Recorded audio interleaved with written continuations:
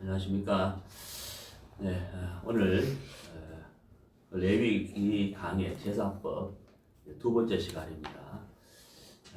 지난 시간에 이제 말씀을 드렸습니다만은 레위기에 나와 있는 그 제사법, 번제, 소제, 화목제, 속제제, 속건제 이 다섯 가지인데 오늘은 이제 소제에 대해서 같이 공부하도록 하겠습니다. 레위기 2장을 읽겠습니다. 자, 레위기 2장 1절부터 제가 읽겠습니다. 레위기 2장 1절. 누구든지 소제의 예물을 여호와께 드리려거든 고운 가루로 예물을 삼아 그 위에 기름을 붓고 또 그 위에 유향을 놓아 아론의 자손 제사장들에게로 가져올 것이요, 제사장은 그 고운 기름 가루 한 줌과 그 모든 유향을 취하여 기념물로 단 위에 불사를 찌니 이는 화제라, 여호와께 향기로운 냄새니라. 그 소제물에 남은 것은 아론과 그 자손에게 돌릴지니 이는 여호와의 화제 중에 지극히 거룩한 것이니라. 11절 읽겠습니다. 무릇 너희가 여호와께 드리는 소제물에는 모두 누룩을 넣지 말지니 너희가 누룩이나 꿀을 여호와께 화제로 드려 사르지 못할지니라. 처음 익은 것으로는 그것을 여호와께 드릴지나 향기로운 냄새를 위하여는 단에 올리지 말지며 내 모든 소제물에 소금을 치라. 내 하나님의 언약의 소금을 내 소제에 빼지 못할지니 내 모든 예물에 소금을 드릴지니라. 너는 첫 이삭의 소제를 여호와께 드리거든 첫 이삭을 볶아 찌은 것으로 너의 소제를 삼되 그 위에 기름을 붓고 그 위에 유향을 더할지니 이는 소제니라. 제사장은 찌은 곡식 얼마와 기름의 얼마와 모든 유향을 기념물로 불사를 찌니 이는 여호와께 드리는 화제니라. 네. 네. 서두에 말씀을 드렸습니다만은 이제 이 제사법은 이제 번제, 소제, 또 화목제, 속제제, 속건제 이 다섯 가지가 있는데요. 지난 시간에 우리가 이제 번제를 공부했죠. 그래서 오늘은 이제 소제를 공부하려고 합니다. 우리가 지난 시간에 번제를 배웠지만 번제는 이제 짐승을 하나님께 제물로 드리는 거잖아요. 근데 소제는 짐승이 아니라 곡식을 하나님께 제사로 드리는 것입니다. 이렇게 차이가 있죠. 곡식을 드리다 보니 피 흘림이 없어요. 피가 흘려지지 않죠. 당연히 피 흘림이 없는 제사입니다. 그래서 이 소제는 곡식을 가루로 하나님께 드리는 제사인데 하나님의 은혜에 감사하여 자발적으로 드리는 제사입니다. 속제제는 자발적으로 드리는 것이 아니죠. 반드시 하나님께 드려야 할 제사지만은 소제는 자발적으로 드리는 제사고 이 번제와 이 화목제와 함께 드려졌는 제사다라고 우리가 배울 수가 있습니다. 여기 이제 이 말씀을 읽어보면은 이제 1절에 보면은 그 소제의 예물을 여호와께 드리려거든 고운 가루로 이렇게 돼 있죠. 그러니까 이 짐승이 아니라 곡식을 빻아서 고운 가루로 드리는데 주로 어떤 곡식이었느냐 밀과 보리였습니다. 밀과 보리인데 우리가 이제 그 역대상 21장 23절을 보면 밀을 고운 가루로 빻 이렇게 돼 있거든요. 그리고 그 에스겔 13장 19절에 보면은 이제 보리라고 되어 있습니다. 그래서 주로 이 밀과 보리 이것을 빻아서 고운 가루로 제사를 이렇게 드렸다라고 이제 말씀을 드릴 수가 있습니다. 주로 이제 밀이 사용이 되었습니다. 그래서 이제 이 소제는 곡식을 빻아서 고운 가루로 만들어서 하나님께 제사로 드리는데 1절과 2절, 3절을 읽어보시면 우리가 알 수가 있지만은 그 고운 가루에다가 기름을 붓고 또 그 위에 유향을 붓고 그래서 제사장에게로 가져가면 제사장은 그것의 일부를 취해서 가루 한 줌과 모든 유향을 취하여 단 위에 불사른다 이렇게 2절에 설명을 하고 있죠. 그러면 여호와께 향기로운 냄새가 된다 이렇게 되어 있습니다. 다시 정리를 하면은 곡식을 빻아서 고운 가루를 만들어서 그 위에 기름을 붓고 다시 유향을 부어서 제사장으로 가져가고 제사장은 그것의 일부를 취하여서 단 위에 불사르게 된다. 이게 이제 바로 이 소제인데 지난번에 말씀드렸지만 제사를 드리는 목적에 따라서 5가지로 나눈다 그랬잖아요. 근데 방법이 있죠. 어떻게 제사를 드리느냐 그 방법이 있다 그랬잖아요. 그 방법 중에 하나가 이제 화제, 불로 태워서 드릴 것이냐, 흔들어서 드릴 것이냐, 높이 들어서 드릴 거냐. 그에 따라서 이제 화제, 요제, 거제 이렇게 달라진다 그랬잖아요. 그러니까 소제는 단 위에 불 사른다고 되어 있으니까 제사를 드리는 방법은 화제라는 거죠. 화제, 불을 태워 드리는 거니까. 그래서 여호와께 향기로운 냄새가 된다. 그래서 2절 끝에 보면은 단 위에 불사를지니 이는 화제라. 그러니까 불을 태워서 드리는 방법이기 때문에 화제라고 말씀하고 있는 겁니다. 이 소제를 이제 드리는 방법은요. 이제 그 4절에 보면은 이제 화덕에 구워서 드리는 방법. 화덕에 구워서 화덕이란 말은 이제 고기를 굽는 철판이잖아요. 그러니까 화덕에 구운 것으로 드리는 소제가 있고, 그 다음에 이제 5절에 보면 번철에 붙인 것으로 드리는 소제가 있고, 그 우리가 왜 그 명절 때 이제 그 전을 이렇게 부침개라 그래. 전을 이렇게 굽잖아요. 그게 이제 바로 번철을 알 수 있는데, 번철에 붙인 것으로 드리는 소제가 있고, 그렇죠. 그 다음에 이제 7절에 보면은 솥에 삶은 것으로 소제를 드리는 것이 있고, 이렇게 이제 있습니다. 소제를 드리는데 화덕에 굽느냐, 번철에 굽느냐, 그 다음에 솥에 삶느냐, 이렇게 여러 가지 3가지 나눌 수가 있다는 거예요. 소제를 어떻게 드릴 것인가 이해가시죠? 그리고 이제 이 소제 제사를 드릴 때 이 제사에 반드시 들어가야 될 것이 있고 들어가서는 안 될 것이 있어요. 반드시 들어가야 될 것이 바로 뭐냐면은 11절을 보시죠. 무릇 너희가 여호와께 드리는 소제물은 모두 누룩을 넣지 말지니 너희가 누룩이나 꿀을 여호와께 화제로 드려 사르지 못할지니라. 그러니까 들어가서는 안 될 것이 바로 뭐냐면 누룩과 꿀이라는 거죠. 누룩과 꿀. 그 다음에 반드시 들어가야 될 것이 있는데 13절에 뭐라고 되어 있습니까? 소금이라고 되어 있습니다. 소금. 그래서 이 소제 제사를 드릴 때 소금은 반드시 들어가야 되고 들어가서는 안 되는 것이 뭐냐면 누룩과 꿀이라는 거죠. 그래서 내용 파악을 위해서 이렇게 말씀을 드렸는데요. 정리를 다시 해보죠. 하나님께 드리는 제사 5가지 중에 소제는 짐승이 아닌 곡식으로 드리는 제사다. 그러므로 피 흘림이 없다는 것이죠. 그렇죠. 피 흘림이 없는 제사다. 그리고 드리는 방법은 불을 태워서 드리는 것이기 때문에 화제로 드리는 것이다. 이렇게 말씀드릴 수가 있습니다. 그리고 곡식은 보통 이제 밀과 보리인데 주로 밀을 빻아서 고운 가루로 제사를 드리는데 그 고운 가루 위에다가 기름과 유향을 부어서 제사장에 가져가면 제사장은 일부를 취하여서 단 위에 불살라서 여호와께 화제, 여호와께 향기로운 냄새로서 제사를 드렸다. 그리고 소제를 드릴 때 이제 방법은 이제 그 화덕에 굽을 것이냐, 화덕에 굽는 것이 있고 번철에 굽는 것이 있고 솥에 삶아서 드리는 것이 있다 하는 것이고, 그리고 이제 그 14절에 보시면은 첫 이삭의 소제를 이렇게 돼 있잖아요. 그러니까 이제 하나님께 소제를 드릴 때 곡식을 빻아서 드리는데 그 곡식은 반드시 어때요? 첫 이삭의 소제라는 거죠. 첫 수확한 것. 첫 아들은 여호와께 돌릴지니 하는 것처럼 첫 아들, 첫 수확은 하나님께 먼저 드려야 되는 거잖아요. 하나님께 감사. 우리가 추수감사할 때도 추수한 것에 대해서 감사를 드리는데 첫 수확물을 드리는 것이지 첫 수확은 사람이 먹고 나중 것을 하나님께 드린다. 이건 순서에 맞지 않거든요. 그래서 곡식을 드릴 때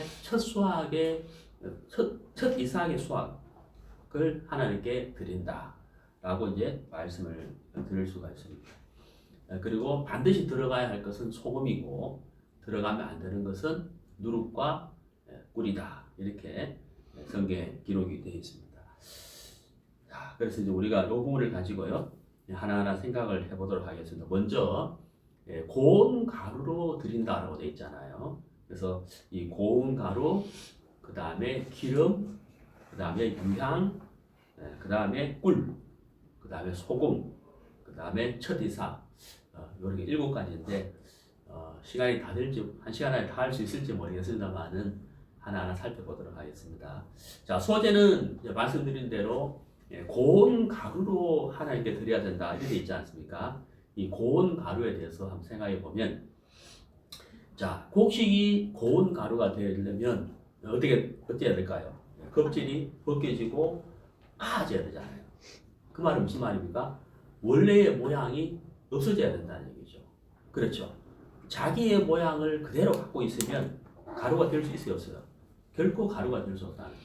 그래서 껍질이 벗겨지고 부서지고 빠지고 그래야 고운 가루가 되는 거거든요. 자기의 모양과 자기 형태가 사라져야만 고운 가루가 될 수가 있다고 하는 겁니다. 그래서 우리가 이 소제를 통해서 예수님의 생애를 깊이 살펴볼 수가 있고 우리가 배울 수가 있고 또 우리 구원받은 그리스도인이 신앙생활을 어떻게 해야 되는지를 배울 수가 있는 거예요. 자, 고운가루에 대해서 먼저 생각을 해보도록 하겠습니다. 자, 우리가 이제 방금 말씀드린 대로 제가 방금 말씀드린 대로 곡식의 모양이 부서지고 사라져야 되잖아요. 자기의 모양, 그 곡식의 형태가 그대로 갖고 있어서는 가루가 만들어질 수가 없는 거잖아요. 자, 예수님은 바로 그런 삶을 사셨죠. 예수님은 이 땅에 살아계시는 동안에 한 번도 자기의 주장대로 삶을 살지 않으셨다는 겁니다. 오로지 하나님의 뜻에 따라서 삶을 사신 거잖아요. 결코 자기의 모양대로 살지 않으셨다. 즉 예수님의 생애는 자기가 없었는 겁니다. 자기의 생각이나 자기 고집이나 자기의 모양이 없으셨다는 거죠. 즉 예수님은 소제의 삶을 사신 거예요. 고운 가루의 삶을 사셨다는 것을 우리가 알 수가 있습니다. 자, 이 부분을 한번 성경에 찾아보도록 하겠습니다. 자, 이사야서를 보시겠습니다. 이사야서 50장. 이사야서 50장 5절.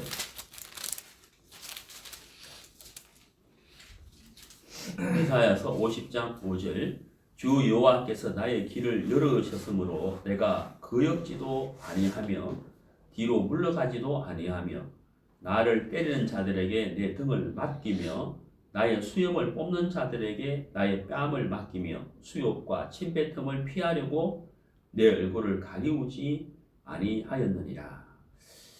예수님이 십자가의 그 고통 당하는 장면, 또 십자가를 짊어지기 전에 이제 고통 당하는 장면을 기록을 하셨는데 여기 5절에 보면요, 거역지 않았다 이렇게 되어 있잖아요. 하나님의 말씀과 하나님의 뜻에 거역하지 않았다. 온전히 순종과 복종의 삶을 사셨다는 거죠. 특히 십자가를 짊어지기 전, 십자가의 고통을 당하기 전에 예수님이 굉장한 그 갈등과 고통을 하셨잖아요. 얼마나 십자가의 고통이 심한지를 아셨기 때문에 할 수만 있다면 너무 지나가고 싶었다. 예수님도 십자가의 고통을 지나가고 싶었잖아요.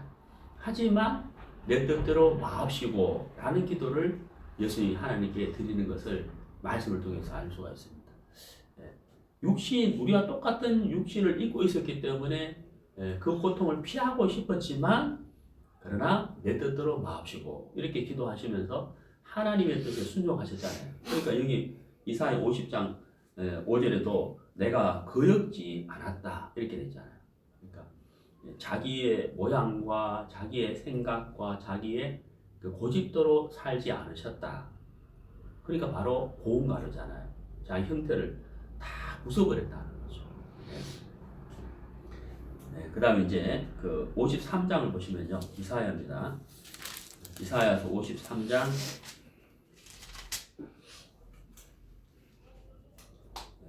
53장 2절 보시겠습니다. 그는 주 앞에서 자라나기를 연한 순 같고 마른 땅에서 나온 줄기 같아서 고운 모양도 없고 풍채도 없은즉 우리의 보기에 흠모할 만한 아름다운 것이 없도다. 그는 멸시를 받아서 사람에게 실어 버린 바 되었으며 간고를 많이 겪었으며 질고를 아는 자라.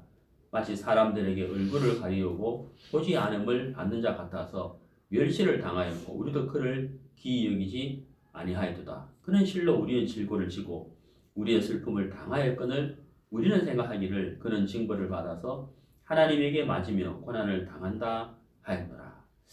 자, 그 예수님의 삶을 십자가에서 고통당하는 장면을 이렇게 주 이사야가 하나님께 보여주신 것을 보고 기록한 말씀인데, 예수님은 정말 이 이사 53장 말씀뿐만 아니라 실제 십자가를 짊어지는 그 고통 가운데에서도 입을 열지 않으셨다는 거잖아요. 사실 그분은 하나님이신데 이 우주 만물을 창조하신 창조주잖아요. 하나님이신데도 불구하고 입을 열지 않았다. 하나님이 당신께서 만드신 피조물이 인간에게 심문을 당하시고 고통을 당하셨잖아요. 사실 그거는 있을 수 없는 일이죠. 그렇지 않습니까? 있을 수 없는 일이거든요. 우리가 로봇을 만들었는데 로봇에게 내가 학대를 당한다. 그게 말이 안 되는 말이잖아요. 창조주가 피조물에게 고통을 당하는 그 가운데에서도 어떻게 했습니까? 예수님은 입을 열지 않으셨다는 거죠. 그리고 거역하지 않으셨고 그대로 몸을 맡기셨다라고 되어 있지 않습니까? 그러니까 예수님의 삶 자체가 바로 소재, 고운 가루의 삶을 사셨다는 거죠. 자기를 주장하지 않는 삶을 사셨다 하는 것을 볼 수가 있습니다. 자, 우리가 이제 이 예수님의 삶을 이렇게 보면서 우리도 어떤 삶을 살아야 될까? 우리가 이 신앙생활을 하면서 가장 우리에게 모범을 보여주신 분이 예수님이잖아요. 그래서 우리도 어떤 신앙을 할 것인가 하는 것은 예수님의 삶을 보면서 예수님을 닮아가는 것이 신앙이잖아요.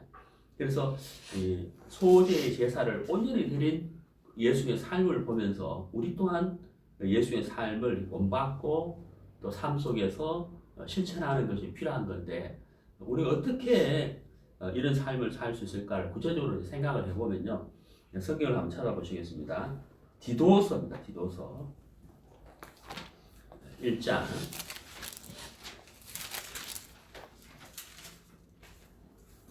디도서 1장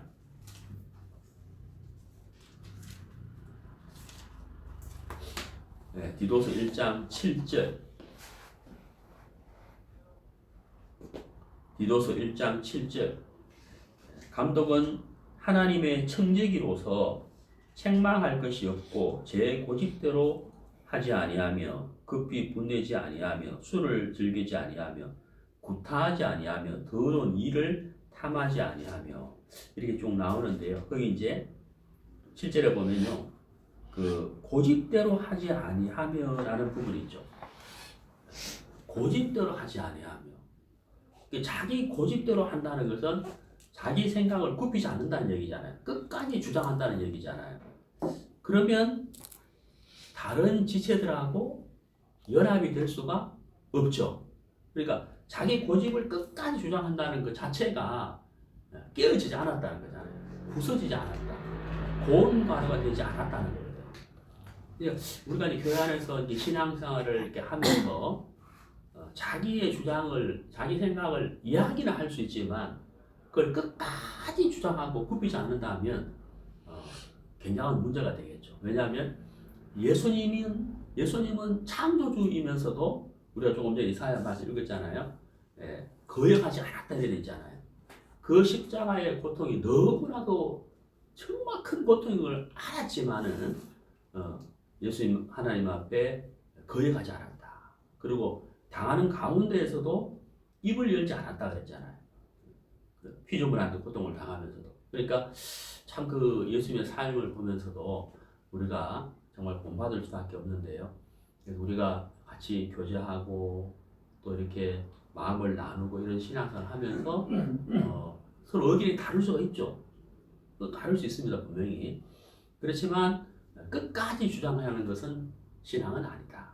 하나님 앞에 아름다운 것은 아니다. 그래서 내가 아무리 좋은 의견이 있다 할지라도 형제자매들과 교제와 또 교회 흐름에 따라서 내 생각을 버릴 수 있는, 내 마음을 내려놓을 수 있는 그것이 예수님을 닮아가는 신앙이고 또 믿음이다라고 말씀드릴 수가 있습니다. 그래서 고집대로 하지 않는 것, 그게 이제 우리 삶 속에서 실천하는 것이겠죠.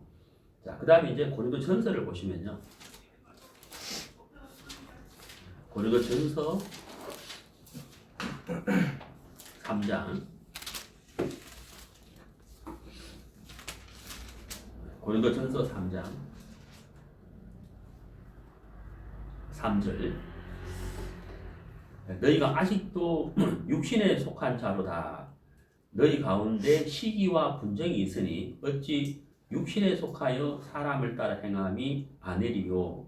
어떤 이는 말하되 나는 바울에게라 하고 다른 이는 나는 아볼로에게라 하니 너희가 사람이 아니리요.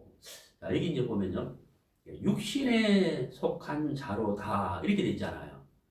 육신에 속했다는 그 자체가 고운 가루가 아니란 얘기예요. 물론 예수님도 육신을, 우리가 똑같은 육신을 입고 있었지만 예수님은 육신에 속한 삶이 아닌 하나님에게 속한 삶을 사셨잖아요. 그럼 우리가 이제 육신에 속한 삶을 살게 된다는 것은 육의 생각, 육의 고집, 육의 관념, 그걸 주장하게 되는 삶을 육신에 속한 삶이라 할 수 있거든요. 그렇게 되면 반드시 나타나는 게 뭘까요? 거기 3절처럼 시기와 분쟁이고, 그 다음에 또 하나는 뭐예요? 나누어지는 거죠. 나는 바울의 말씀이 더 좋아. 나는 바울의 교제가 좋아. 나는 바울에게 속할 거야. 아니야, 나는 아볼로, 이렇게 하다 보면 나누어지죠. 편당이 생긴다는 거죠. 그러면 교회는 연합이 안 되겠죠. 교제가 모아지지 않겠죠. 그것이 바로 시기와 분쟁, 분당이 되는 것이고, 이것은 결코 고운 가루가 아니라는 거예요. 고운 가루는 어때요? 다 곡식의 모양이 부서지고 가루가 됐기 때문에 이렇게 하면 이런 모양, 저렇게 하면 저렇게 하면 뭐야? 이렇게 섞여지잖아요. 너무 쉽게 섞여지고 하나가 되는 것이 고운 가루잖아요. 근데 나누어진다는 것 자체는 자기의 모양이 부서지고 깨지지 않았다 하는 것이잖아요. 곡식이 빠지지 않았다는 걸 말하는 거예요. 빠지기 전에 곡식은 다 어때요? 알갱이 하나하나로 따로잖아, 따로. 근데 그게 빠져버리면은 가루가 되면 섞여져 버리잖아요. 그러니까 신앙도 섞여지고 하나가 되고 연합이 되는 건데, 우리가 잘 아는 대로 그 66권 성경에서 가장 아름다운 표현을 한 것이 시편 133편 1절이잖아요. 형제가 연합하여 동거함이 어찌 그리 선하고 아름다운고. 최고의 표현, 최상급 표현을 한 것이 바로 시편 133편 1절이라고. 형제가 연합했을 때, 동거했을 때 어찌 그리 선하고 아름다운고 이렇게 되어 있잖아요. 그러니까 연합이 된다는 것은 바로 고운 가루가 된다는 거죠. 자기 알갱이가 깨지지 않으면 결코 섞일 수가 없는 거잖아요. 가루가 안 된다는 얘기죠. 그래서 제 고집대로 하지 않는 것, 육신에 속한 삶으로 자기를 주장하지 않는 것, 그것이 바로 그리스도를 닮아가는 것이다. 우리 또한 소재의 제사를 드린다는 것이 바로 구체적으로 그런 것이겠죠. 그 다음에 이제 디모데후서를 보시면요, 디모데후서 2장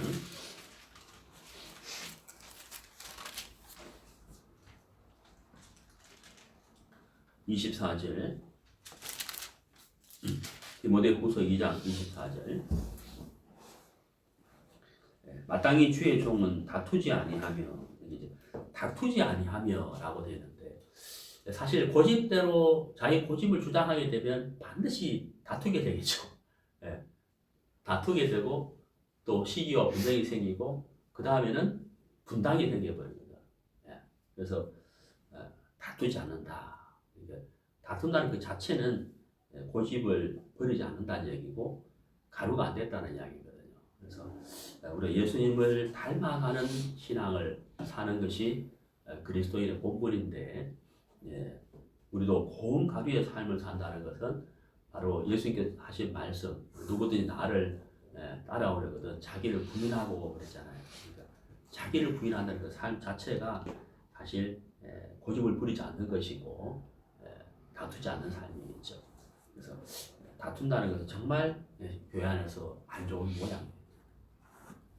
그래서 나를 내려놓고 비우는 것이 참 중요한 것이다. 그 마리아가 그 향유를 주께 가져왔죠. 예수님께 가져왔을 때 그 향유의 안에 기름이 있었잖아요. 예. 그 옥합을 갖고 왔죠. 옥합 안에 이제 주님께 불 향유가 있었는데 그 옥합을 깨트려 버리잖아요.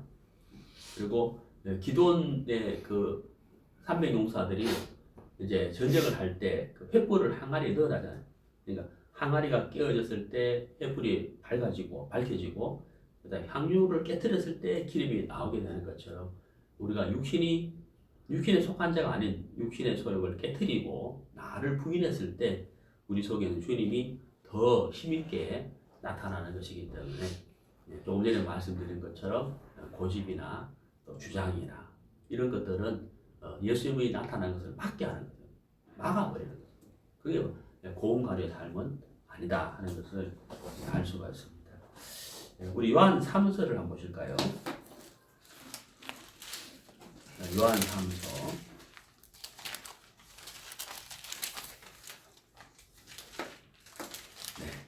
요한 3서 9절 보시겠습니다.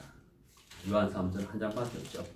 9절 내가 두어 자를 교회에게 썼으나 저희 중에 어떤 되기를 좋아하는 디오드레베가 우리를 접대하지 아니하니. 여기 이제 어떤 되기를 좋아했다라고 되어 있죠. 디오드레베. 이 디오드레베라는 사람은 어떤 되기를 좋아했다는 거죠. 그 어떤 되기를 좋아하니까 남을 접대하겠습니까? 안 하겠습니까? 당연히 접대 안 하죠. 자기가 대접을 받으려고 하지 남을 대접하지는 않을 거라는 거죠. 왜냐하면 자기가 어떤이기 때문에 내가 최고다 하는 마음을 갖고 있었잖아요. 참 이 교회 안에서 이런 마음을 가지게 되면 굉장히 불편하죠. 모든 사람에게 이제 영향을 끼치게 되거든요. 그러니까 예수님은 어떤 되기를 좋아하는 삶을 사신 분이 아니죠. 우리가 너무나도 잘 아는 그 빌립보서 2장 5절을 보면은 너희 안에 이 마음을 품으라. 곧 그리스도 예수의 마음이니 그런 근본 하나님의 본chất이나 하나님과 동등됨을 여기지 아니하시고, 여기 이제 하나님과 동등됨을 여기지 아니하시고 이래 있단 말이에요. 사실 하나님과 동등됨 분이신데 하나님과 동등됨을 여기지 아니하시고 오히려 그 다음 뭐라 되어 있어요? 자기를 비워 이래 된단 말이에요. 비워 종의 형체를 가져 이렇게 되어 있잖아요. 죽기까지 복종하셨으니 이렇게 되잖아요.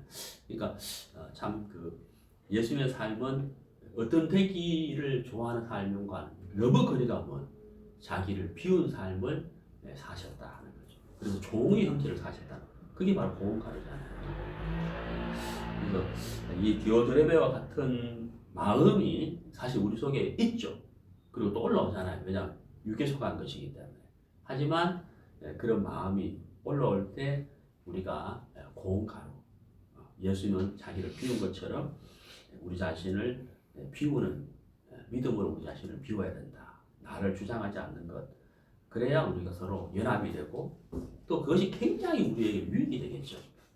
왜냐하면 내가 나를 좀 내려놓을 때, 내가 나를 주장하지 않을 때 더 많은 유익한 말씀들이 내게 들려오고 더 많은 지혜가 내게 들려오거든요. 훨씬 유익하다는 거죠. 근데 내가 아는 것보다도 많은 형제 자매들이 가지고 있는 귀한 간증들과 교제와 지혜와 지식들이 나를 주장하지 않게 되면 그것이 내 속에 막 흘러올 거 아니에요.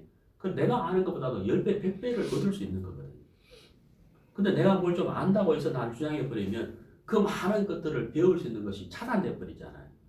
그렇죠? 그러면 훨씬 손해죠. 내가 인생적으로 보나 하나님 앞에서 보나 훨씬 손해인 거죠. 그래서 고운 가루의 삶을 사는 것 자체는 나에게도 굉장히 유익할 뿐만 아니라 교회도 유익하고 하나님에게도 영광이 되는 것이다 하는 것을 말씀드릴 수가 있습니다. 자, 그 다음에 이제 그 고린도전서입니다. 고린도전서 고린도전서 9장. 고린도전서 9장 27절.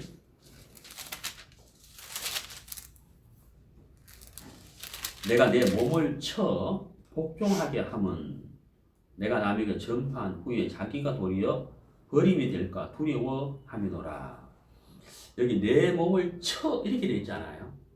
사도 바울이 내 몸을 쳐 복종하게 하면, 그러니까 만약에 사도 바울이 자기 몸을 안 쳤다면 어떻게 될까요?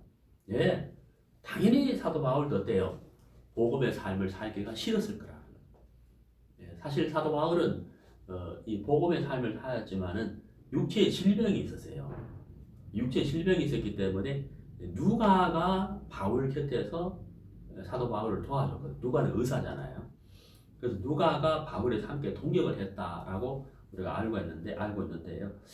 하지만 이 바울은 자기 몸이 참 불편했다는 거죠. 건강한 삶은 아니었다고.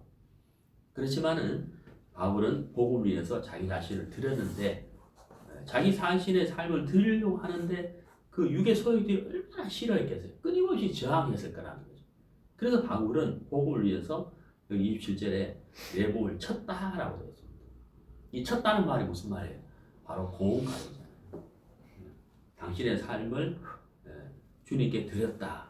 예수님처럼. 그러니까 근데 육이 싫어하기 때문에, 육의 소욕이 싫었기 때문에 그걸 쳤다는 거죠. 그게 바로 고운가루잖아요. 우리도 작은 부분들이지만은 우리가 말씀을 읽거나 또 기도를 하거나 또 모임에 오는 거나 또 같이 교제하는 거나 이게 다 몸이 가야 되는 거잖아요. 근데 내 몸이 내가 싫어할 때가 있잖아요. 내가 싫어할 때가 있다. 그때 우리가 내 몸을 쳐야 된다. 그게 바로 고운가루이며 자기를 부인하는 삶이다 하는 것을 알 수가 있습니다. 예, 그 다음에 이제 로마서 12장을 보시면요.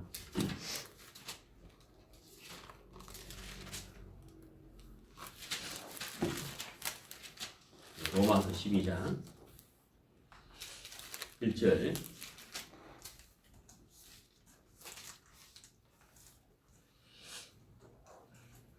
그러므로 형제들아, 내가 하나님의 모든 자비하심으로 너희를 권하노니 너희 몸을 하나님이 기뻐하시는 거룩한 산제사로 드리라. 이는 너희의 드릴 영적 예배니라. 자, 여기 영적 예배니라. 하나님이 기뻐하시는 예배. 예배를 하나님께 드리는 자는 신령과 진정으로 드려야 되는데요. 자, 하나님께 드릴 영적 예배라 그랬잖아요. 근데 무엇을 하나님께 드리라라고 되어 있냐면, 거기 이제 마음이 아니고 뭐라고 되어 있습니까? 몸이라고 되어 있거든요. 몸. 너희 몸을 이래 되어 있잖아요. 너희 몸을 하나님이 기뻐하시는 거룩한 산 제사로 드리라. 이것이 바로 영적 예배다 이렇게 되어 있다. 고린도전서 6장 20절에도 보면 너희 몸을 이렇게 되어 있거든요. 몸을 하나님께 드리라.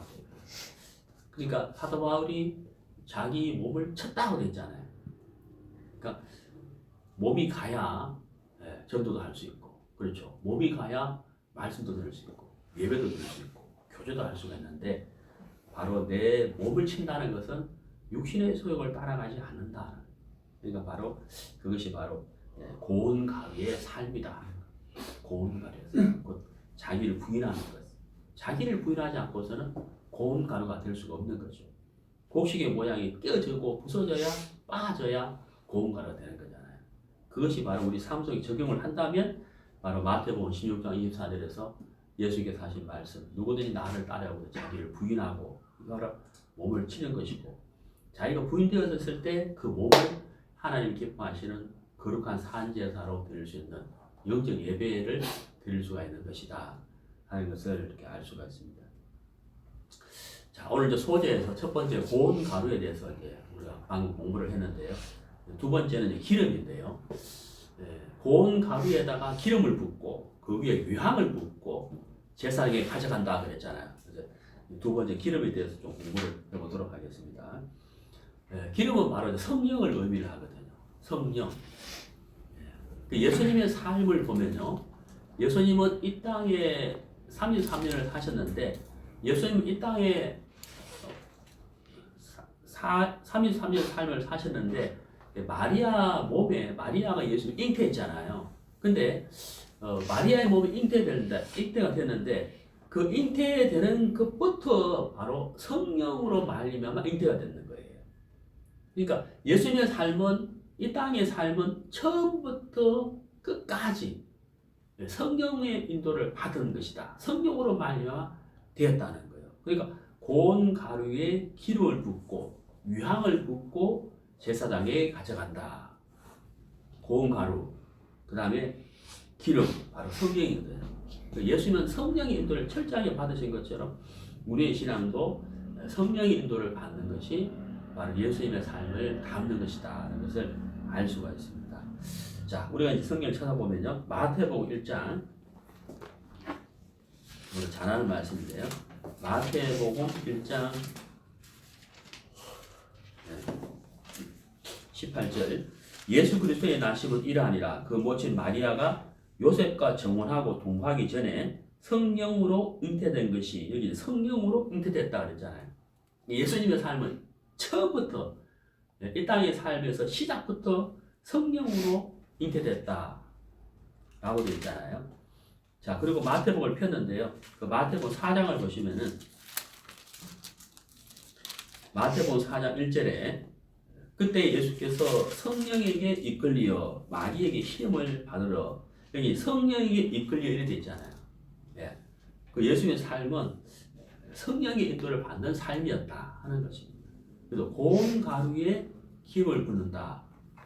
우리가 우리 자신을 부인하고 실제 삶 속에서 성령의 인도를 받아서 사는 삶을 말씀하고 있다고 하는 거죠.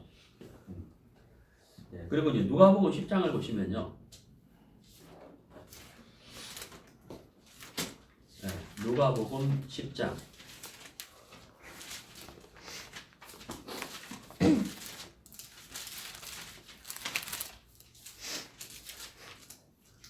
누가복음 10장 21절,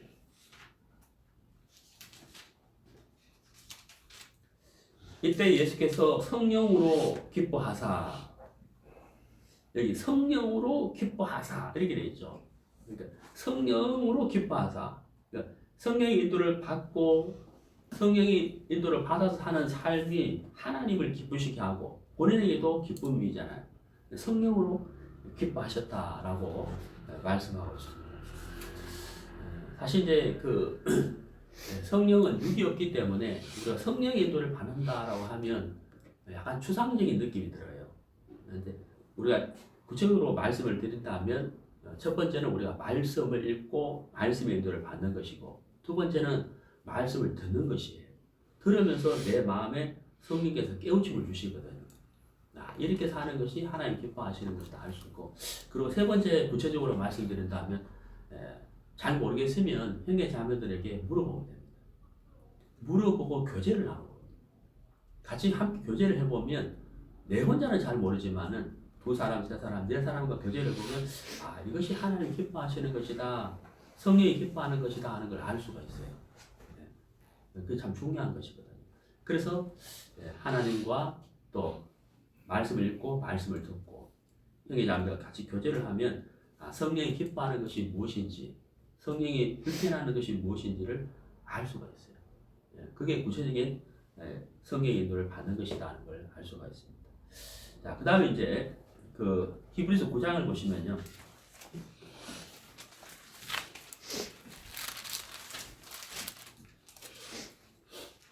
히브리서 9장 14절, 하물며 영원하신 성령으로 말미암아 흠없는 자기를 하나님께 드린 그리스도의 피가 어찌 너희 양심으로 죽은 행실에서 깨끗하게 하고 살아계신 하나님을 섬기게 못하겠느냐. 예수님이 하나님께 당신을 온전히 드렸잖아요. 14절에 보시면 성령으로 말미암아 이렇게 되어 있죠. 성령으로 말미암아,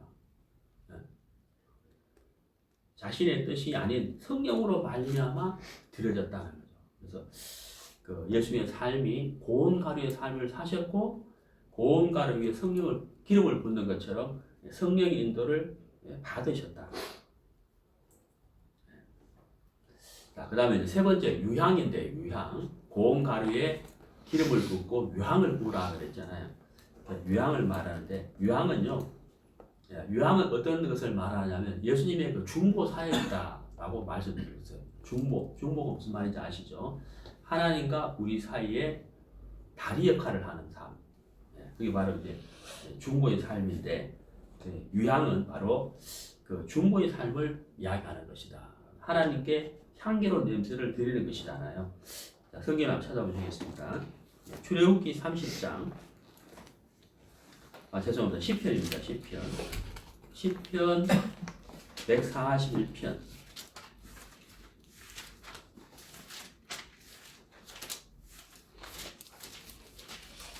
시편 141편 1절. 여호와여 내가 주를 불러사오니 속히 내게 임하소서. 내가 주께 부르짖을 때에 내 음성에 귀를 기울이소서. 자, 2절을 잘 보시죠. 나의 기도가, 자, 그 기도 밑줄 한번 보시죠. 기도, 네, 밑줄 보시죠. 자, 나의 기도가 주의 앞에 그다음 뭐라고 되어 있어요? 분향이라고 되어 있죠. 그렇죠? 그러니까 이제 고운 가루에 기름을 붓고 유향을 부어라. 근데 바로 유향, 예수님의 중보 사역인데 곧 기도를 말하는 거죠. 기도. 네. 그래서 나의 기도가 주의 앞에 분향함과 같이, 분향함과 같이 바로 이 향이 하나님께 올라가서 그런 거죠. 우리의 기도가 하나님께 상달되는 것. 그렇죠? 바로 이제 기도를 말하는 것. 우리의 기도가 바로 분향이라는 거죠. 요한계시록 5장을 보시면요, 더 구체적으로 알 수가 있는데요. 자, 요한계시록 5장 8절. 요한계시록 5장 8절. 책을 취하심에 네 생물과 24장로들이 어린 양 앞에 엎드려 각각 금은고와 그 다음 잘 보세요. 향이 가득한, 여기 향이라고 되어 있잖아요. 향. 그렇죠? 향이 가득한 금 대접을 가져왔는데 이 향은 그 다음 뭐라 되어 있어요? 성도의 기도들이라 이렇게 되어 있죠. 기도가 아니고 기도들이라고 되어 있잖아요. 그러니까 어떤 형제, 어떤 자매, 또 뭐 한국에 있는 자매, 미국에 있는 자매 이런 형의 자매들의 기도들이 모아진 대접, 그게 향인데 바로 기도라는 거죠. 그래서 고운 가루의 기름과 유향이다. 바로 향은 바로 기도를 의미하는 겁니다. 그래서 우리가 드리는 기도가 하나님께 상달되는 향이다 하는 것을 알 수가 있습니다. 그래서 참 우리가 기도가 얼마나 중요한지를 알 수가 있죠. 그냥 우리는 기도하는 것 같지만 그 기도가 다 하나님께 상달되는 그 대접 안에 유향이 가득했다 그랬잖아요. 그게 기도라는 거죠. 하나님은 기도를 들으시고 있다 하는 것을 알 수가 있습니다. 그래서 우리가 이 기도를 드리는 삶, 또 차를 운전하면서도 기도할 수 있고, 그렇죠. 또 식사하면서도 기도드리고, 또 우리가 버스를 타고 가서도 기도할 수 있고, 그래서 순간순간 우리 마음을 하나님께 표현하는 이 기도, 그것이 바로 하나님과 나를 연결해 주는 아주 중요한 다리 역할을 하는 것이다 하는 것을 말씀드릴 수가 있습니다. 제가 서두에 말씀드렸는데요. 소제 제사를 드릴 때 넣으면 안 되는 것 두 가지를 말씀드렸죠. 첫 번째는 누룩이고 두 번째는 뭐라 그랬습니까? 꿀이라고 말씀드렸죠. 누룩과 꿀. 그다음에 그러면 이제 우리가 누룩에 대해서 한번 살펴보겠는데, 누룩이라는 것은 그 누룩을 넣게 되면 원래의 모양이 변질되잖아요. 다른 모양, 부풀려지잖아요. 그러니까 누룩은 바로 무엇을 의미를 하느냐 하면은 그 전염성. 죄라는 것은 급속하게 번져나가는 거잖아요. 그렇죠. 이제 그러니까 부패된 것, 위선, 죄악들, 변질된 것, 이것을 이제 누룩이라고 말할 수가 있습니다. 그래서 누룩은 소제의 제사에 들어가서는 안 된다. 다른 모양과 부풀려진 모양을 만들어내는 것이기 때문에 원래의 모양이 부서지고 가루가 되는 것이지 다른 모양과 부풀어지는 것을 만드는 것은 아니라는 거죠. 그게 누룩이잖아요. 그래서 누룩은 바로 죄악, 전염성. 죄는 전염성을 가지고 있잖아요. 그래서 바로 죄악들이나 거짓 교훈, 또 옛성품 이런 것들은 다 누룩에 속한 것이다 하는 것을 알 수가 있습니다. 성경을 한번 찾아보시겠습니다. 고린도전서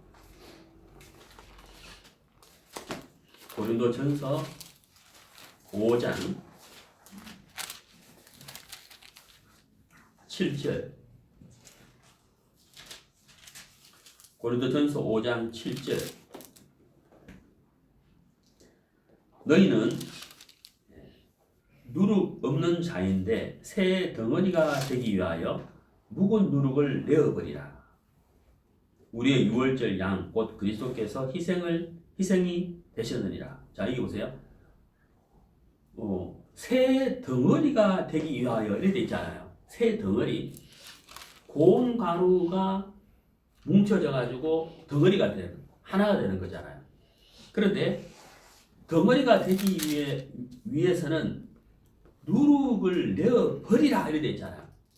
그러니까 거짓 교훈이라든지 죄악이라든지 옛 성품이라든지 자기 고집이라든지 시기와 분쟁이라든지 이런 것들이 들어가면 덩어리가 못 되는 거잖아요. 새 덩어리. 덩어리라는 것은 하나가 되는 건데 이런 것들은 누룩은 덩어리가 되지 못하게 하는 것이죠. 깨트려버린 것이고 깨트려버리고 분쟁하게 하는 것이고 나누어지게 하는 것이다.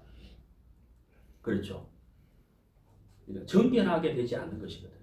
그래서 누룩을 제거해야 된다 하는 것이죠. 그 다음에 이제 그 8절을 보시죠. 이러므로 우리가 명제를 지키되 묵은 누룩도 말고 괴악하고 악독한 누룩도 말고. 묵은 누룩, 괴악하고 악독한 누룩, 그러니까 거짓 교훈이나 옛 성품, 죄악들 이게 다 묵은 누룩이고 악독한 누룩이고 괴악한 누룩이잖아요. 그것을 제거해서 순전함과 진실함에 누룩 없는 떡으로 하자. 순전함과 진실함 이것은 우리에게 없는 거잖아요. 성령의 인도를 받았을 때 순전함과 진실함이 나타나는 거잖아요. 육에서는 결코 나올 수가 없는 것이죠. 그러니까 우리가 우리 자신을 부인하고 제가 계속 지금까지 드린 말씀처럼 나를 주장하지 않고 내 고집대로 되지 않고 나를 부인했을 때 우리가 순전함과 진실함의 누룩으로 나를 들어지는 거잖아요. 그렇죠? 그래서 자, 그 다음에 이제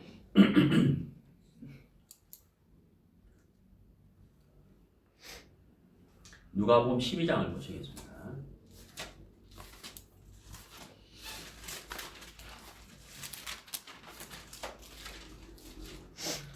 누가복음 12장 1절. 그동안에 우리 수만 명이 모여 저희 서로 밟힐 만큼 되었더니 예수께서 먼저 제자들에게 말씀하여 가라사대 바리새인들의 누룩 곧 외식을 주의하라. 여기 누룩 곧 외식. 외식을 주의하라. 그러니까 겉과 속이 다른 거잖아요. 마음이 없는 모양을 나타내는 것. 이 부풀리는 거잖아요. 그러니까 외식을 주의하라. 그리고 이제 그 거짓 교훈들. 우리가 이제 말씀을 이렇게 듣고 신앙생활을 하고 있는데 정말 그 복음적이지 않은 성경적이지 않는 그런 설교들도 사실 굉장히 많습니다. 그것이 바로 누룩이 되는 겁니다. 우리 마음을 변질시키는 겁니다. 그래서 순전함과 진실함이라고 그러는데 정말 우리가 순수한 성경 말씀을 그대로 우리가 배우는 것이 굉장히 중요한 건데 여기에다가 이제 인간의 어떤 철학이 들어가고 그렇죠. 어떤 인간의 어떤 가르침이 들어가게 되면 이 말씀이 변질되어 버려요. 그것은 우리의 신앙의 치명적이라는 거예요. 그게 누룩이라는 거예요. 예수님은 거짓된 교훈을 삼가하라 라고 말씀하셨죠. 순전함과 진실함의 떡으로 하나님께 제사를 드려야 된다 하는 것이죠. 자, 그 다음에 꿀입니다. 꿀을 넣지 마라. 소재에는 꿀이 들어가면 안 된다 그랬잖아요. 꿀이라는 것은 그 달콤함이잖아요. 꿀은 굉장히 달콤하죠. 그 꿀은 바로 무엇을 의미하냐면 그 세상의 유혹, 쾌락, 달콤함, 그런 것이거든요. 예, 잠언 5장을 보시겠습니다. 잠언 5장. 잠언 5장 3절. 대저 음녀의 입술은 꿀을 떨어뜨리며 그 입은 기름보다 미끄러우리라. 그래서 꿀은 참 달콤한 것이지만 그 달콤한 이면에 세상의 유혹들, 또 죄악들이 숨겨져 있는 거예요. 그래서 음녀의 입술은 꿀을 떨어뜨린다. 그래서 세상의 죄악들이 들어가서는 안 된다. 고운 가루에는 꿀이 들어가서는 안 된다. 우리가 신앙을 하는 데 있어서 세상적인 것들이 들어와서는 고운 가루가 될 수가 없는 것이고 연합을 깨뜨릴 수밖에 없는 거예요. 순전함과 진실함의 떡을 만들 수 없겠죠. 그래서 누룩과 꿀은 들어가면 안 된다. 근데 반드시 들어가야 될 것이 있죠. 그게 뭐라 그랬습니까? 소금이다. 소금은 반드시 들어가야 된다. 자, 소금에 대해 조금 우리가 배워보면요. 왜 소금이 반드시 들어가야 되느냐. 자, 마태복음 5장을 보시겠습니다.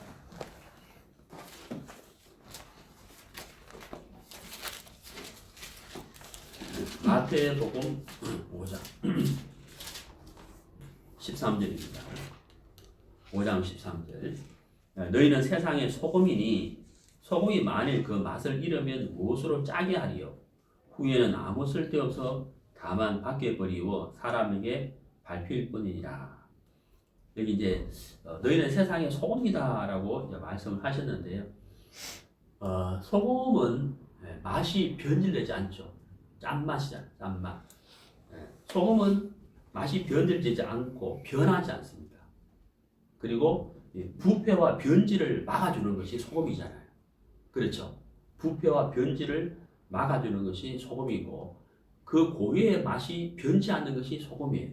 그래서 성경에서는 하나님의 말씀을 약속, 언약이라고 표현하는데 그 언약이라는 표현 앞에 들어가는 단어가 뭐냐면 소금 언약이라고 그러거든요. 왜 하나님의 말씀 앞에 소금이라는 단어가 들어가느냐? 하나님의 말씀은 변치 않는다는 거예요. 그래서 소금 언약이라고 그러거든요. 그러니까 소재에는 소금이 들어가야 된다. 소금이 들어가야 된다. 그 말은 무슨 말이에요? 우리가 하나님의 말씀을 의지하고 하나님의 말씀은 변치 않는다는 것을 우리가 기억하고 그 사실을 우리가 기억할 때 우리 마음에 믿음이 생기잖아요. 그렇죠. 그래서 소재를 드릴 때는 부패를 방지하고 변질되는 것을 막아주고 하나님의 말씀은 일정하시다 하는 것을 기억하게 하는 뜻이라 있다는 거죠. 성경을 한번 찾아보시겠습니다. 민수기입니다. 민수기 18장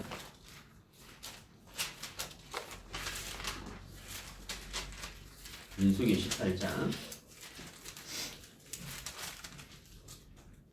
민수기 18장 19절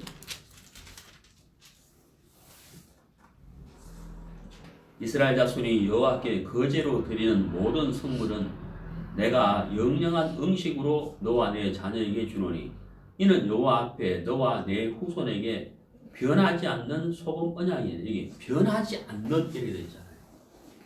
그 맛이 변치 않는 것처럼 하나님의 말씀은 변하지 않는다.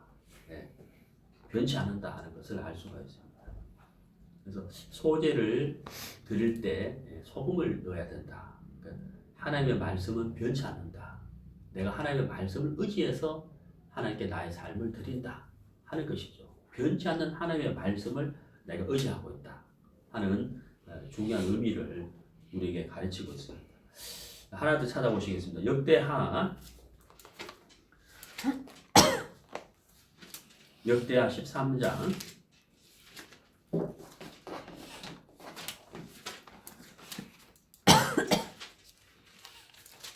역대하 13장 5절 역대하 13장 5절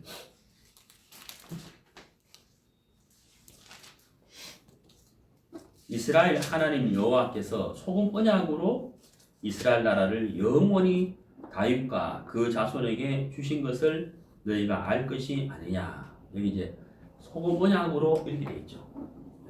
소금 언약. 소금의 맛이 변치 않는 것처럼 하나님의 말씀도 변치 않기 때문에 소금 언약이다라고 말씀을 하신 겁니다. 자, 오늘 이제 우리가 그 소재를 배웠는데요. 이제 고운 가루에다가 기름 또 유향을 부어서 하나님께 이제 드렸다고 했습니다. 그래서 고운 가루, 또 기름, 또 유향, 꿀, 누루, 소금 이렇게 이제 배웠습니다. 자, 본문을 다시 보시겠습니다. 레위기 2장. 레위기 2장 14절. 너는 첫 이삭의 소재를 여호와께 드리거든 첫 이삭을 꼬아 찌은 것으로 너의 소재를 삼되 그 위에 기름을 붓고 그 위에 유향을 더할지니 이는 소재니라. 제사장은 찌은 곡식 얼마와 기름이 얼마와 모든 유향을 기념물로 불사를 지니 이는 여호와께 드리는 화제니라. 여기 이제 첫 이삭이라고 되어 있습니다. 첫 이삭. 서두에 말씀드렸지만은 첫 새끼는 하나님의 것이다 그랬잖아요. 첫 새끼는 하나님의 것이다. 첫 이삭을 하나님께 드리고 우리가 추수감사제 있잖아요. 추수를 해서 첫 수확을 하나님께 드리는 첫 이삭의 소재를 여호와께 드린다. 첫 것은 첫 새끼는 하나님의 것. 첫 이삭도 하나님의 것. 사실 모든 것이 하나님의 것이죠. 그래서 우리의 삶을 이렇게 생각해 보면서 나는 하나님께 어떤 것을 드려야 할 것인가. 소재 제사를 통해서 우리가 배울 수가 있습니다. 나를 하나님께 드리기 전에 나를 부인하는 것, 나를 주장하지 않는 것, 고집대로 하지 않는 것. 그랬을 때 하나님께 드릴 수 있는 산제사, 영적 예배가 되고 또 그렇게 삶을 살게 되면 우리가 서로 연합이 되고 한 덩어리가 되어서 교회가 힘이 있는 나에게도 힘이 되는 그런 신앙의 삶을 살 수가 있다 하는 겁니다. 예수님께서 그런 삶을 사셨죠. 자기 고집대로 하지 아니하며 자기 주장대로 하지 아니하며 수임을 뽑는 자에게 뺨을 맞겠다라고 되어 있잖아요. 예수님이 그런 삶을 바로 사신 겁니다. 오늘 우리가 이 소재의 제사를 통해서 예수님을 우리가 배웠고 또 우리의 삶 또한 어떻게 살아야 할지를 다시 한번 생각하게 되었습니다. 그래서 이번 한 주간 동안 오늘 이 소재의 말씀을 통해서 우리 자신을 부인해 보는 것에 한번 좀 더 우리가 은혜를 잊고 덩어리가 되는 연합이 되는 삶에 나 자신을 이렇게 드리는 그런 소재의 삶을 살 수 있게 되기를 바랍니다. 감사합니다.